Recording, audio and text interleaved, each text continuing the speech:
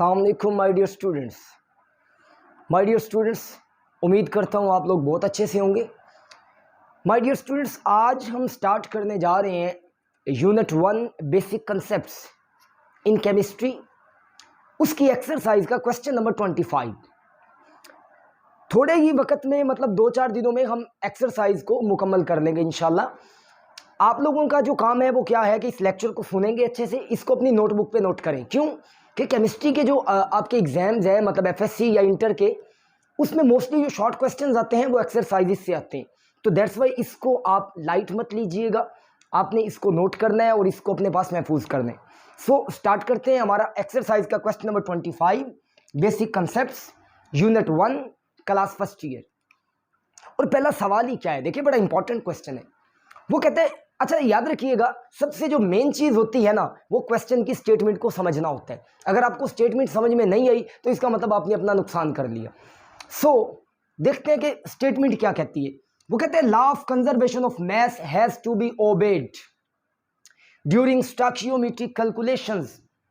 कहता है साबित करें कि जो स्टोइकियोमेट्रिक कैलकुलेशंस हैं उनके दौरान law of conservation of mass obey होता है, एग्जिस्ट करता है। बैलेंस इक्वेशन से साबित होता है स्टोइकियोमेट्रिक कैलकुलेशंस में कि law of conservation of mass justify होता है या नहीं होता है।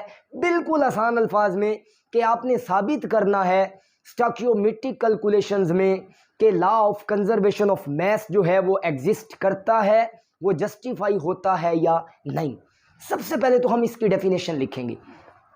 लॉ ऑफ कंजर्वेशन ऑफ मास क्या है कि मास can neither be created nor be destroyed. Mass can neither be created, ना तो आप मास को पैदा कर सकते हैं, नॉर बी डिस्ट्रॉयड, ना ही आप उसको तबाह कर सकते हैं। मतलब आप उसकी डिस्ट्रक्शन नहीं कर सकते, but change from one form to another form, आप उसकी स्टेट को चेंज कर सकते हैं। और अदर वर्ड्स में mass of reactant is equal to the mass of products. जो रिएक्टेंट का मास है वो प्रोडक्ट्स के मास के क्या होता है, बराबर होता है। तो जरा देखिएगा, हम सबसे पहले तो इसके आंसर को ऐसे जस्टिफाई करते हैं कि इसके मुताबिक क्या है, मास can neither be created, mass can neither be created nor be destroyed. ना तो आप मास को पैदा कर सकते हैं, ना ही आप उसको फना कर सकते हैं या तबाह कर सकते हैं, बट चेंज, यस ये काम आप कर सकते हैं, but change from one form to another form, from one form to another form. और इसकी दूसरी डेफिनेशंस क्या हो सकती है, और mass of reactant, mass of reactants is equal to the mass of products।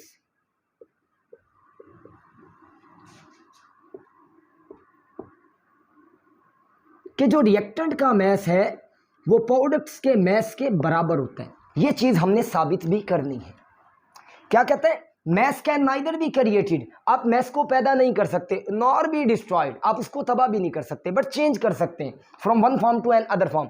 कैसे, इसको समझे कि आप हाइड्रोजन का और ऑक्सीजन का रिएक्शन करवाएं तो पानी बन गया। आपने देखें हाइड्रोजन और ऑक्सीजन का रिएक्शन करवा के वाटर प्रोड्यूस किए, आपने उसकी फॉर्म को चेंज कर दिया, आप उसको गैसियस से लिक्विड फॉर्म में ले गए और आपने एक नया कंपाउंड बना दिया जो कि क्या है, पानी। मतलब वाटर एक केमिकल कंपाउंड बन गया आपके पास।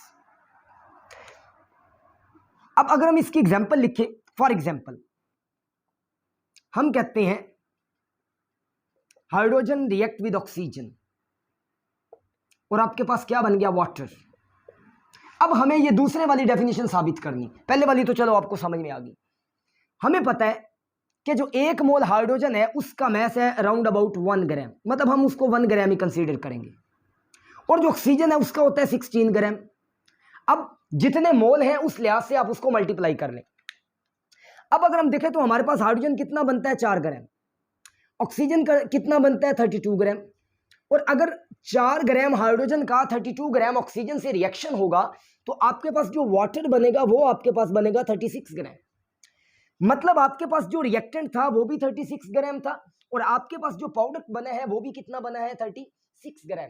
तो यहां से अगर आप देखें mass of reactant is equal to the mass of product.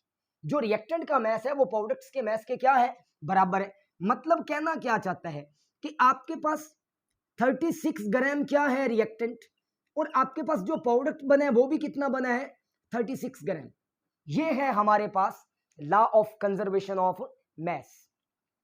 Once again देख लें, हाइड्रोजन रिएक्ट विद ऑक्सीजन, इसकी डिस्कशन आप करेंगे एंड वाटर इज प्रोड्यूस। यहां पर हमें सीखा कि हम जस्ट इसकी स्टेट को चेंज कर रहे हैं।